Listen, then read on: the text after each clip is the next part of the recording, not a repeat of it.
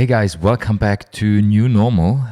It's been a tough week for me, and finally I'm getting better. For those of you who haven't followed, I had a medical issue on Tuesday and I was about to go to hospital in England. And this was really new to me to, let's say, navigate through the English health system. Finally, I found an osteopath that was super helpful, and he brought me back on track. And in those 5 days where I came here to help some friends at the winery and just to assist in the wine cellar, which I was able to do so only for 1 day, and the rest of the week I was basically just hanging around and getting on people's nerves. And I can only imagine how tough this week must have been also for the others over here. I guess I have never felt so much hospitality, and they were all so kind and patient. And I wish you guys listening to this that if you've ever experienced any troubles, that you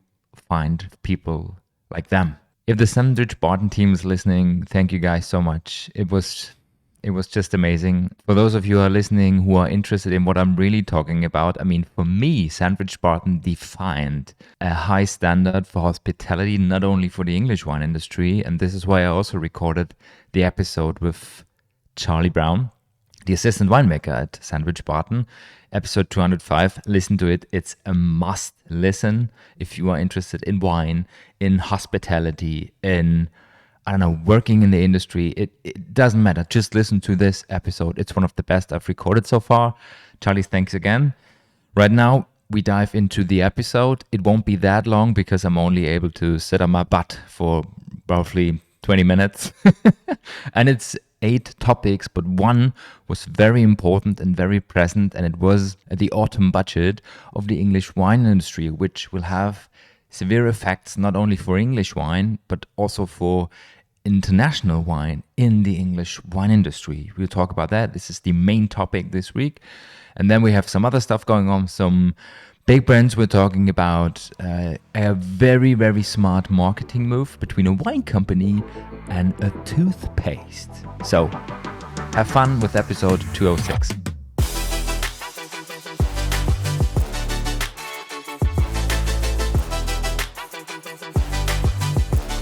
Welcome to the Pinot and Pixel podcast, episode number 206. The weekly update, short and briefly, 8 topics, and we start with the topic of the week. The autumn budget was announced, was communicated through the British government, and what shall I say, the wine industry will suffer a bit more.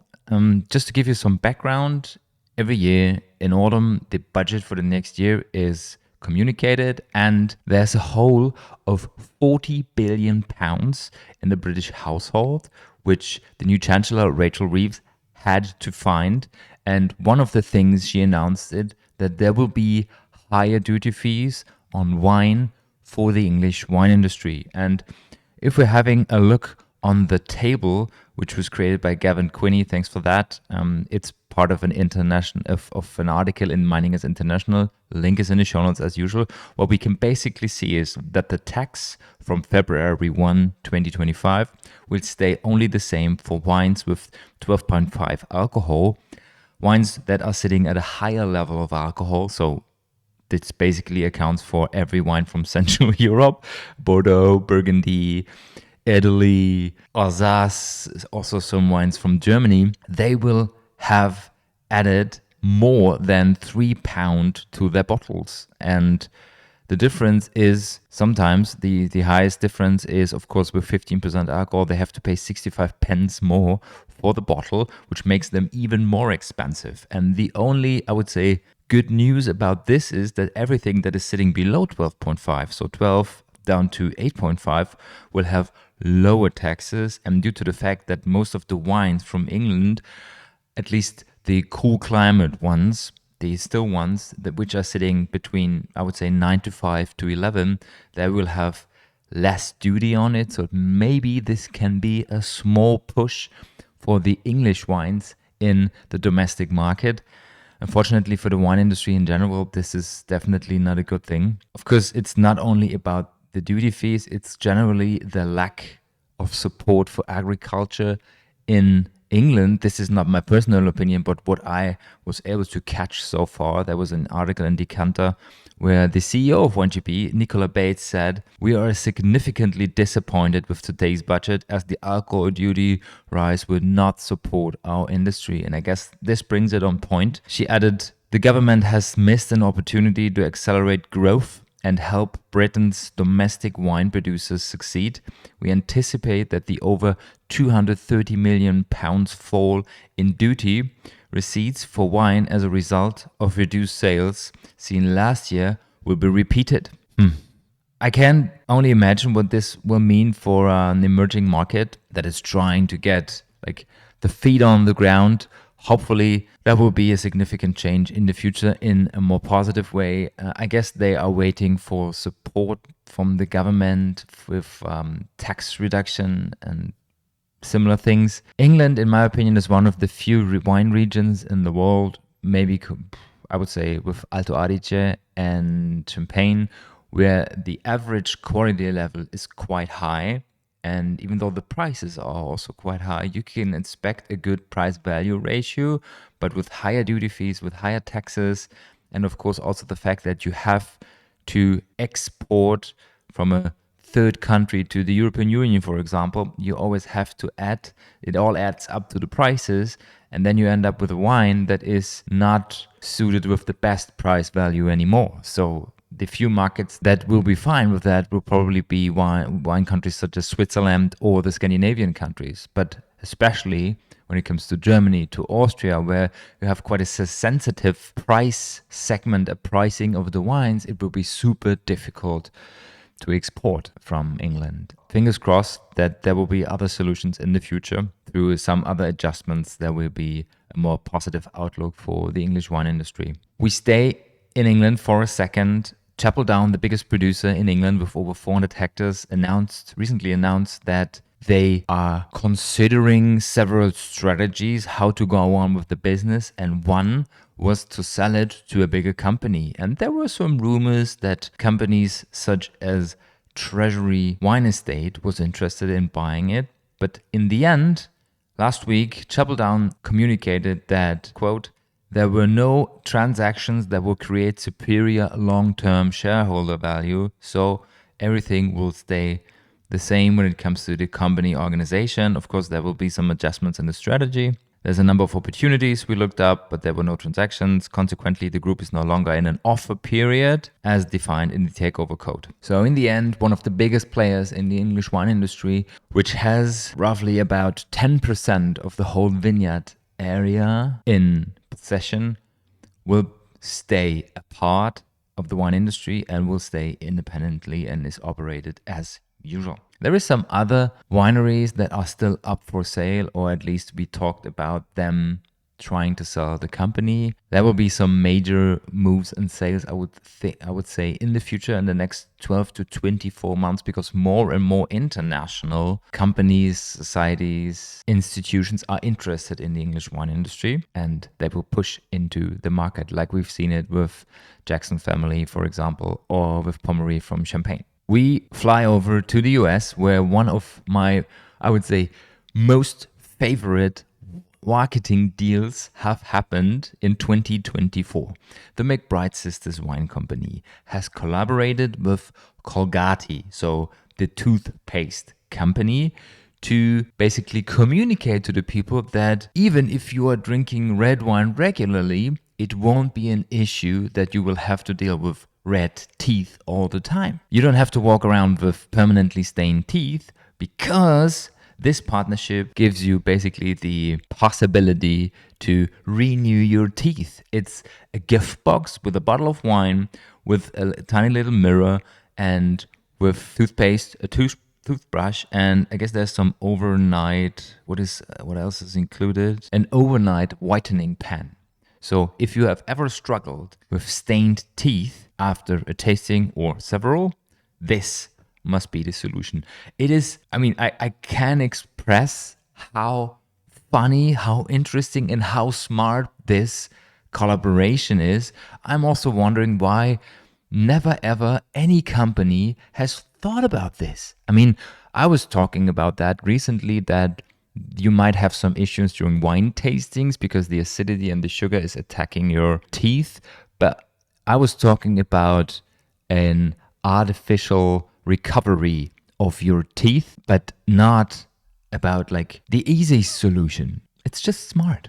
I love it. I put the link in the show notes if you're interested in this. I mean, it's a quite young company. They were founded in 2016, open to quite freaky things.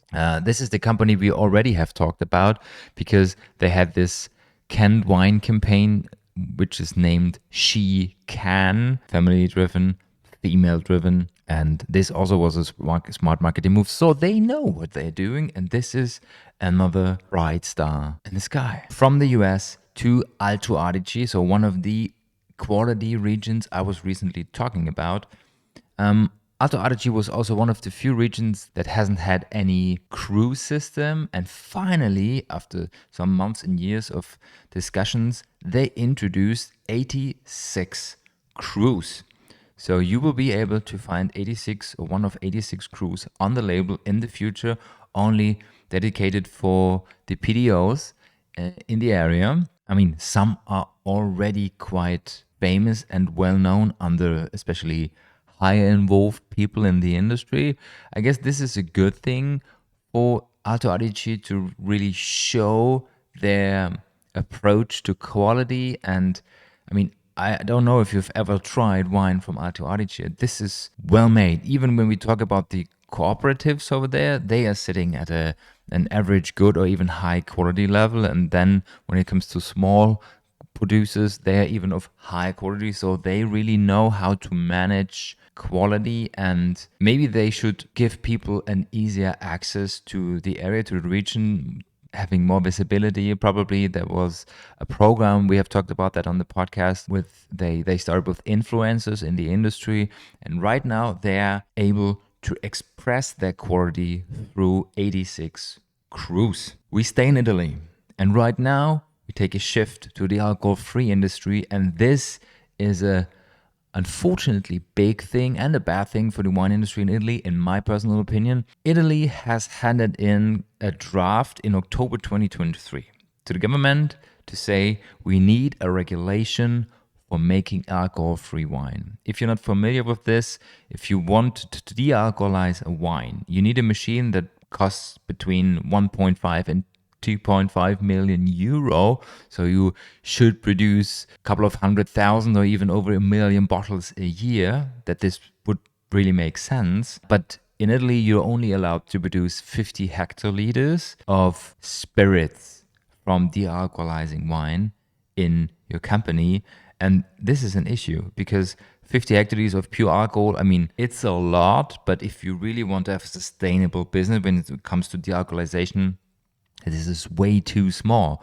So what is currently happening is, if you are a company in Italy that wants to have an alcohol-free product, which is based on a de-alcoholized wine, you have to ship your final wine to Germany or to Spain, get it de-alcoholized, and then get it back to Italy, which is not sustainable at all. Or you just buy products from Spain or from Germany and get it shipped to Italy, which is also not super sustainable. And especially when you are looking for the more regional approach to wine, which is quite popular in Italy, it's a bad idea. And right now, still, unfortunately, they are not able to do so because Italy has stopped the regulation for non-alcoholic wine. In the recent press release of the UIV, the Ministry of Economy said, nope, we won't let that through, and there has to be another draft. So at the moment, as a company in Italy, you're still not allowed to produce alcohol-free wine, which is sad. And one of the people who became quite successful with their alcohol brand from Italy is Kylie Minogue. And Kylie Minogue recently also made an alcohol-free product, which is very important. It's alcohol-free, not de-alcoholized. A rosé sparkling.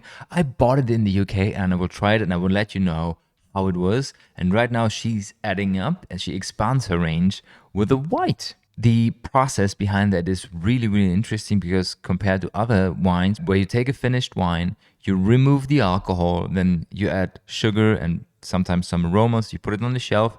This is a different one. I give you a quote from the article. We use good bacteria so the grapes go through the fermentation process but don't produce alcohol. Then we infuse the wine with green tea to bring depth and tannin. So what this basically means, it's kind of a fermentation process with grape juice. Then they add some tea to give it structure, complexity, and also this grippy feeling on the palate. And then they bottle it. And this sounds super interesting. It's the same process they did with the rosé. And now I'll give it a try in a couple of days. And of course, I will let you know how it was. So again, smart move. Another celebrity that is going all in on alcohol-free wine. I mean, she already has a successful brand with her general line, her Kylie line in wine. But right now, she understands the industry, she understands trends, she implements it, and she offers one more alcohol-free product. And talking about alcohol-free brands that are doubling down, Guinness is the perfect example. Guinness doubles down on non-alcoholic beer because they made another 30 million investment in infrastructure for producing alcohol-free Guinness. We talked about this a couple of months ago, that they invested 25 to 30 million euro in infrastructure. And right now they did it again to grow their production to 176 million pints per year. And I think it still won't be enough, because for 4 days I have been trying to get Guinness 0.0 in 5 supermarkets, and it's like liquid gold. There's nothing on the shelf. You always see the sign saying Guinness 0.0, I don't know, 8 pounds for 4 cans, but there is none. Everybody loves it, everybody likes it, and I haven't seen it in pubs from tap, but I will still try to get some, and of course also taste it for you, give you an objective opinion as long as this is possible, because I mean, I've tried it twice in my life and it was one of the best alcohol-free beers I've ever tasted when it comes to quality and the closeness to the original product. And we will do a blinder with both of them as well. Keep you updated. And last but not least, talking about pubs, on Instagram, on my Instagram feed, there was such a funny story. The story is about a pub that had a guest, which was at that time 95 years old, and the owner offered him free beer for a lifetime when he's able to make it to 100 years. And right now this guy is 105 and cost this pub a fortune. And the interview with the pub owner and Arthur, the 105-year-old, was on Instagram, and I just press play it right now and let you listen. It's so funny. I promised him about 7 years ago that if he ever reached the grand old age of 100, that I'd offer him free beer for life. Little did I realise that my profits would be taking such a slump, actually. So basically what he was saying is, he has been a loyal guest in this pub, but I didn't know that he would make it 5 more years more, and that it will cost me a fortune. Got to know the landlord very, very well. Don't worry, buddy, this one's on me. I'm here for a long time yet. I will be bankrupt by the time I finish. Thank you very much. So this guy is really enjoying the offer. I mean, it's good for marketing.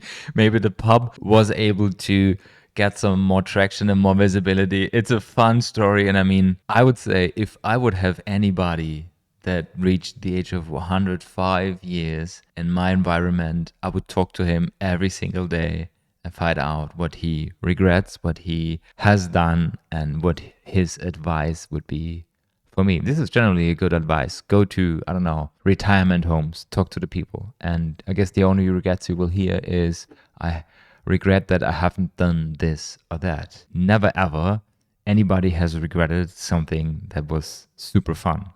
Think about that. Have a super great weekend, guys. Thanks for staying with this podcast, even though there was a tiny little break. And enjoy your weekend. See you next week on Wednesday. Ciao, ciao.